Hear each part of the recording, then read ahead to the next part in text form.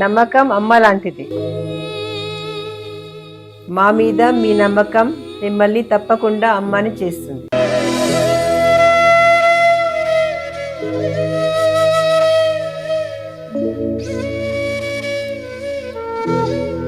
నేడు ఎంతో మంది మా మీద నమ్మకంతో అమ్మాయారు. మీకోసం అమ్మతనం ఎదురు చూస్తుంది. వివరాలకు సంప్రదించండి. Kiran infertility centre, Hyderabad, Bengaluru, Chennai, Delhi.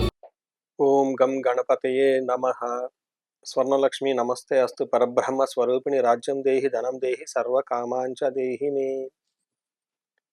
ఈ రాశి వారికి ప్రతి ఒక్కరికి గణపతి యొక్క కృపా కటాక్షం సిద్ధించాలని, మంచి బుద్ధి తెలివితేటలు రావాలని, కలగాలని, అదేవిధంగా స్వర్ణలక్ష్మి కృపచేత విశేషంగా ప్రతి ఒక్కళ్ళకి ధనము రావాలి, రాజ్యం కావాలి.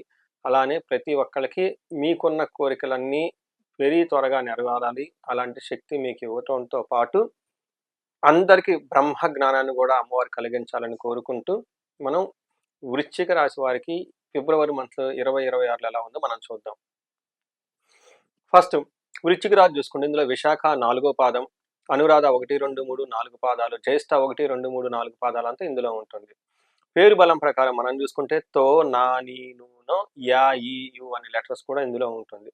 మనం ఫిబ్రవరి మంత్లో చూసుకుంటే గ్రహాలు 4 మారుతూ ఉన్నది. ఫస్ట్ బుధుడు 3వ తారీఖు, శుక్రుడు 6వ తారీఖు, 13వ తారీఖు సూర్యుడు అండ్ 23వ తారీఖు కుజుడు మారుతున్నారు. ఈ గ్రహాలు మారటంతో పాటు ఈ రాశి వాళ్ళకి ఓవరాల్గా చూసుకుంటే చాలా బాగుంది.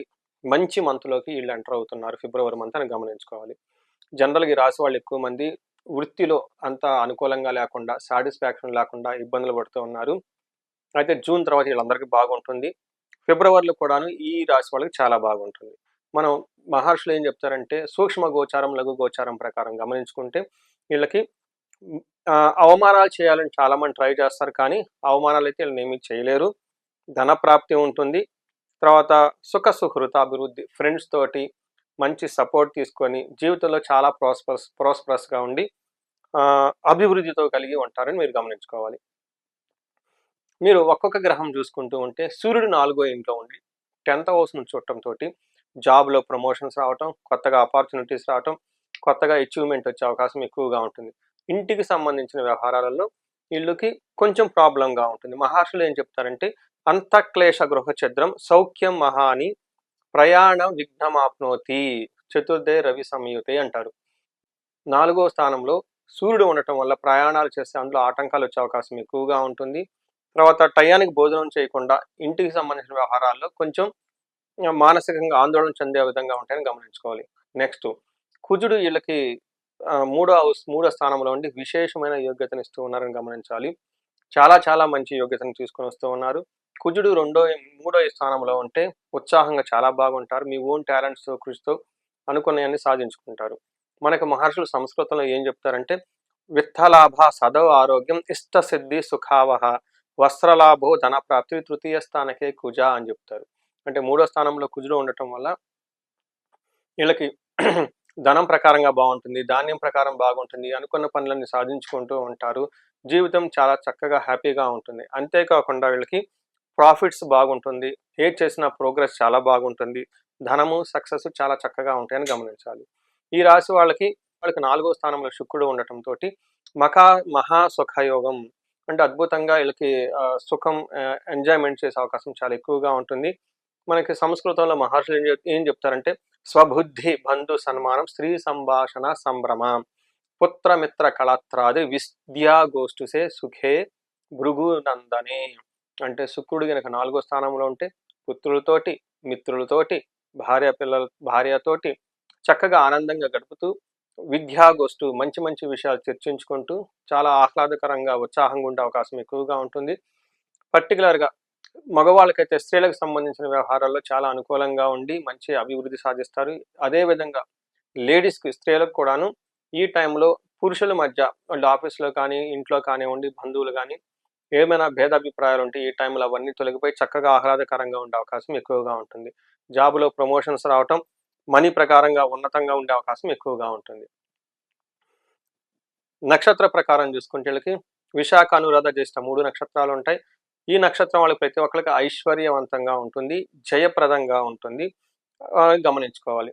వీటితో పాటు ఈ నక్షత్రంలో ఉన్న వాళ్ళకి ప్రతి ఒక్కరికి గొడవలయ్యే అవకాశం ఎక్కువగా ఉంటుంది. అది అన్నాదమ్ముల గారి గురించి కానివ్వండి, లేదా రియల్ ఎస్టేట్, బంగారం ఇలాంటి వాటికి సంబంధించిన వ్యవహారాలలో, టెక్నాలజీ రిలేటెడ్ ఏదైనా ప్రొఫెషన్లో ఉన్న వాళ్ళకి కూడా గొడవలయ్యే అవకాశం ఎక్కువగా ఉంటుంది. వీటితో పాటు వీళ్ళకి బంధనము, కొంతమందికి ఒక డెసిషన్ తీసుకోవడంలో చాలా ఇబ్బంది పడుతూ ఉంటారు. ముందుకెళ్తే బాగుంటుంది, వెనక్కెళ్తే బాగుంటుంది, ఎలా ఉంటుందని తెలుసుకునే అవకాశం చాలా ఎక్కువగా ఉంటుంది. వీళ్ళకి ఈ ధనలాభము బంధించబడినట్లున్న పరిస్థితి నుంచి పర్టికులర్గా బయటికి రావాలంటే వీళ్ళు విష్ణు సహస్రనామం చదవటంతో పాటు విష్ణువుకి సంబంధించిన ఆలయాలు విజిట్ చేయటం, అనంత పద్మన స్వామిని దర్శించుకోవటం. మనకి కొత్తూరు అని పెంజర్ల గ్రామం అని ఉంటుంది, కర్నూలు వెళ్ళే దారిలో ఉంటుంది. బెంగళూరు హైవేలో 30 కిలోమీటర్లు దాటిన తర్వాత హైదరాబాద్ నుంచి వస్తుంది. ప్రతి ఒక్కళ్ళు ఇక్కడ దర్శనం చేసుకొని ఆనందంగా ఉండాలని చెప్పేసి నేను కోరుకుంటున్నాను. ఈ రాశి వాళ్ళకి సహజంగా అన్ని విషయాలు చాలా బాగుంది కాబట్టి ఎవరికైనా సరే ఈ రాశి వాళ్ళకి ఉద్యోగంలో చాలా చక్కగా రాణించడానికి, ఈ ఉద్యోగాల్లో ఏమైనా గనక ఆటుపోట్లు ఉంటే, ప్రతికూలంగా ఉంటే వాటి నుంచి బయటపడటానికి వీళ్ళకి ఆదిత్య హృదయ స్తోత్రం చదవటము, వీటితో పాటు వీళ్ళు భార్యాభర్తల మధ్య ఏమైనా భేదాభిప్రాయాలు ఉంటే అవన్నీ తొలగిపోవటానికి అన్యోన్య దాంపత్య పాశుపత అభిషేకం చేసుకోవటం, విశ్వావసు గంధర్వరాజ హోమం చేసుకోవటం, ఇన్ కేస్ ఎవరికైనా సరే లీగల్ ప్రాబ్లమ్స్, లీగల్ లిటిగేషన్స్ ఇవన్నీ ఉంటే చండీ హోమం, చండీ పారాయణం చేసుకుంటూ పాటుగా ఈ రాశిలో ఉన్న ప్రతి ఒక్కళ్ళు విద్యానికి సంబంధించి, ఎడ్యుకేషన్కి సంబంధించి ఎవరైనా గనక ఎక్కువగా ఉత్తమ ర్యాంకులు రావాలని, అనుకున్న వాటిల్లో గ్రేడ్స్ మంచిగా రావాలని, ర్యాంక్స్ బాగా రావాలని చదువుకొని, లేదంటే కొంతమంది అకాడమిక్స్లో చాలా పూర్గా ఉన్న వాళ్ళకి ఈ విద్యకు సంబంధించిన శక్తి వాళ్ళకి పెరగటానికి, బుద్ధి వికసించడానికి, జ్ఞానం రావటానికి మేధా దక్షిణామూర్తి హోమము, లేదా హయగ్రీవుకి సంబంధించిన హోమము, లేదా నీలా సరస్వతి అమ్మవారికి సంబంధించిన హోమము, వాటికి సంబంధించిన పాశుపత అభిషేకాలు, జపాలు చేసుకోవటం చాలా ఉత్తమం. అయితే ఇక్కడ మీ యొక్క ఇండివిడ్యువల్ జాతకాన్ని చూసుకొని, ఆ జాతకంలో ఉన్న లగ్నాన్ని బేస్ చేసుకొని, ఆ లగ్నానికి ఏ యొక్క దేవతను ఉపాసన చేస్తే, ధ్యానిస్తే విద్య చాలా సిద్ధిస్తుంది, విజయం వస్తుంది అని తెలుసుకొని తద్వారా చేయటం చాలా ఇంపార్టెంట్. ఈ విషయంలో ఒకసారి మీ జాతకం చూపించుకోవడం చాలా ముఖ్యం. ఈ రాశి వాళ్ళకి ఎలాంటి ప్రాబ్లమ్స్ లేకుండా అష్టైశ్వర్యాలు కలగాలని, భోగభాగ్యాలు కలగాలని చెప్పేసి నేను కోరుకుంటున్నాను. నమస్తే. ఓం గం గణపతయే నమః. స్వర్ణలక్ష్మి నమస్తే అస్తు. పరబ్రహ్మ స్వరూపిణి రాజ్యం దేహి, ధనం దేహి, సర్వకామాంచ దేహి మే.